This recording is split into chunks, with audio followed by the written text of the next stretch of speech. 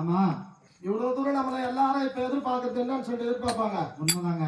அழுவுற மாதிரி பாடுவாங்களா? ஆமா. நம்ம எல்லாரும் கொஞ்ச நேரம் ஆசையா தீர்க்கலாமா? உண்மைதாங்க. நம்ம துன்பத்தை எல்லாத்தையும் கொட்டலாமா அப்படின்ட்டு இப்ப எல்லாரும் உட்கார்ந்து இருக்கிறாங்க. உண்மை. இருந்தாலும் ஏன்னா ஒரு சின்னஞ்சிறு வயதுல இந்த பிள்ளைகளை விட்டுட்டு காலம் செட்டு இருந்தா நம்ம பாடலாம்.